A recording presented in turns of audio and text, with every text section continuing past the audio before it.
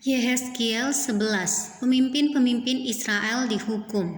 Lalu roh itu mengangkat aku dan membawa aku ke pintu gerbang timur dari rumah Tuhan, pintu yang menghadap ke sebelah timur. Lihat, di dalam pintu gerbang itu ada 25 orang, dan di antara mereka kulihat Yaazanya bin Azur dan Pelaca bin Benaya, yaitu pemimpin-pemimpin bangsa. Firman-Nya kepadaku, hai anak manusia, inilah orang-orang yang merancang kedurjanaan dan menaburkan nasihat jahat di kota ini.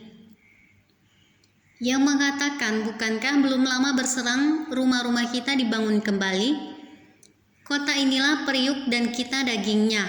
Oleh sebab itu bernubuatlah melawan mereka. Bernubuatlah hai anak manusia.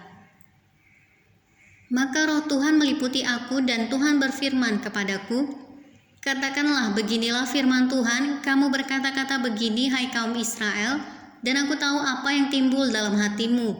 Orang-orang yang kamu bunuh di kota ini bertambah banyak, dan kamu penuhi jalan-jalannya dengan mereka. Oleh sebab itu, beginilah firman Tuhan Allah, orang-orang yang kamu bunuh di kota ini, merekalah dagingnya dan kota inilah periuk. Tetapi kamu akan kugiring keluar dari dalamnya.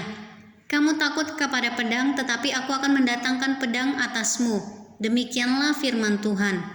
Aku akan menggiring kamu keluar dari dalamnya dan menyerahkan kamu di tangan orang-orang asing dan menjatuhkan hukuman-hukuman kepadamu. Kamu akan berebahan karena pedang di tanah Israel.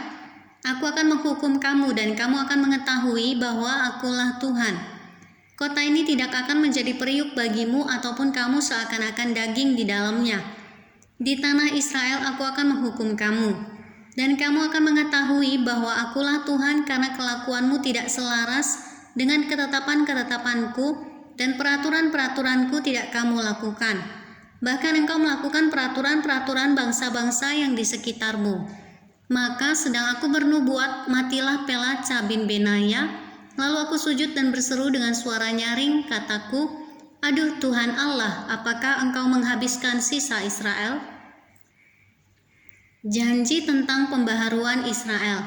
Kemudian datanglah firman Tuhan kepadaku, hai anak manusia, penduduk-penduduk Yerusalem berkata tentang semua saudara-saudaramu, tentang kaum kerabatmu dan segenap kaum Israel dalam keseluruhannya. Mereka telah jauh dari Tuhan, kepada kami tanah ini diberikan menjadi milik. Oleh sebab itu katakanlah, beginilah firman Tuhan Allah, walaupun aku membawa mereka jauh-jauh di antara bangsa-bangsa dan menyerahkan mereka di negeri-negeri itu, dan aku menjadi tempat kudus yang sedikit artinya bagi mereka di negeri-negeri di mana mereka datang. Oleh sebab itu katakanlah, beginilah firman Tuhan Allah, aku akan menghimpunkan kamu dari bangsa-bangsa dan mengumpulkan kamu dari negeri-negeri di mana kamu berserak, dan aku akan memberikan kamu tanah Israel. Maka sesudah mereka datang di sana, mereka akan menjauhkan segala dewa-dewanya yang menjijikkan dan segala perbuatan-perbuatan yang keji dari tanah itu. Aku akan memberikan mereka hati yang lain dan roh yang baru di dalam batin mereka. Juga aku akan menjauhkan dari tubuh mereka hati yang keras dan memberikan mereka hati yang taat, supaya mereka hidup menurut segala ketetapanku dan peraturan-peraturanku dengan setia. Maka mereka akan menjadi umatku dan aku akan menjadi Allah mereka. Mengenai mereka yang hatinya berpaut pada dewa-dewanya yang menjijikkan dan pada perbuatan-perbuatannya yang keji, aku akan menimpakan kelakuan mereka atas kepalanya sendiri. Demikianlah firman Tuhan Allah. Maka kerub-kerub itu mengangkat sayap mereka dan roda-rodanya bergerak bersama-sama dengan mereka. Sedang kemuliaan Allah Israel berada di atas mereka. Lalu kemuliaan Tuhan naik ke atas dari tengah-tengah kota dan hinggap di atas gunung yang di sebelah timur kota.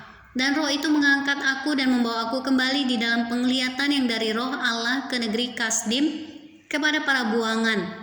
Lalu menghilanglah penglihatan yang kulihat itu daripadaku dan aku sampaikan kepada para buangan itu segala sesuatu yang diperlihatkan Tuhan kepadaku.